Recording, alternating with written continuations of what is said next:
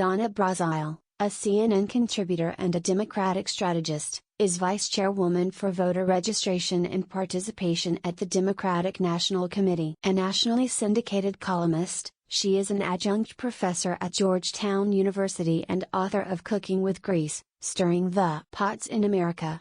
The opinions expressed in this commentary are solely those of the author. CNN, last month, we mourned the passing of Edward Brooke. Nearly 50 years ago, in 1966, he was elected to the U.S. Senate by the people of Massachusetts, making history as the first African-American elected to the chamber since Reconstruction.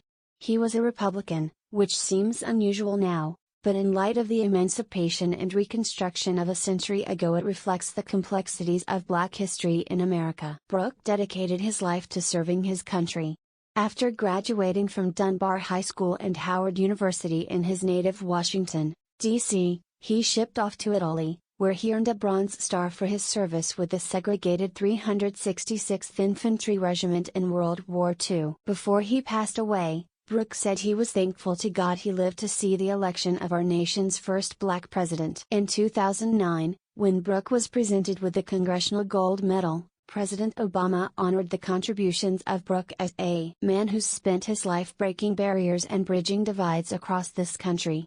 5 years earlier, Brooke had been honored by President George W. Bush with the Presidential Medal of Freedom, for his work that bridged racial and political divides.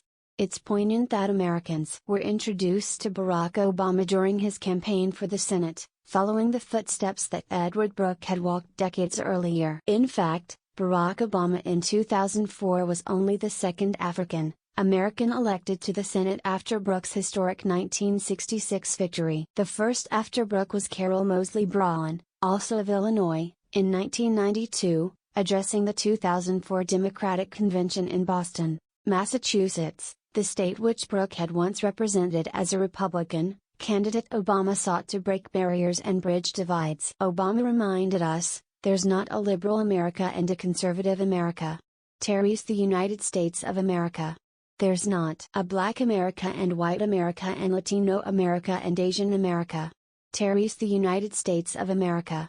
Black History Month is an opportunity to celebrate the immeasurable contributions the African-American community has made to the United States of America. From Edward Brooke to Barack Obama, we need to take this opportunity to recognize those who have broken down barriers and helped lead us to form a more perfect union.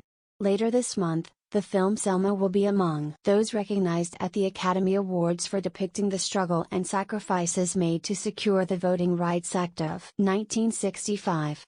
It is a battle we are still fighting, particularly in light of the Supreme Court's 2013 decision to strike down key components of the legislation. 50 years after Bloody Sunday, when some 600 civil rights activists were beaten by local police as they tried to march from Selma to Montgomery for full voting rights, we're witnessing new restrictions as state legislatures jump at newfound opportunities to curtail voting rights across the country. The Selma campaign of 1965 sought to lift thousands out of the crippling grip of poverty. And much like guaranteeing the franchise, the issue of expanded economic opportunity has remained relevant to the African-American community over the years. Drawing on his own experiences, Brooke looked to the areas that would serve as the building blocks for families to reach the middle class. After returning from World War II, Brooke attended Boston University School of Law on the GI Bill. Senator Brooke fought to assure even more young people had access to a quality education from the cradle through college. He championed the fight to protect Title IX, ensuring equal opportunities for girls and women in education. Brooke also devoted his life to the issue of housing.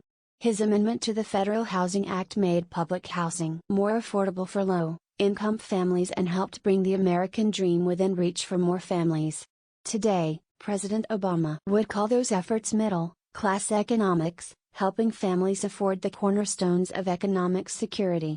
In the modern workplace, a good K-12 education often isn't enough. While Republicans in Congress offer little in the way of real solutions, President Obama has called for expanded early education opportunities, bolstered job training programs and proposed 2 years of tuition-free community college for responsible students. Helping middle Class families. Get ahead also means providing them the peace of mind that they can afford child care, have access to quality, affordable health care, and be able to save for retirement. Making the American dream accessible to everyone helps to bridge the divide between Democrat and Republican, and between black and white. Leaders of the African American community, like Edward Brooke and Barack Obama, have helped us break down barriers that divide America both politically and economically, whether it's in the halls of power or the streets of the middle class. This Black History Month, we draw on the example of the people who made our history to help us shape our future.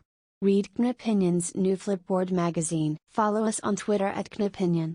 Join us on Facebook.com/Knopinion.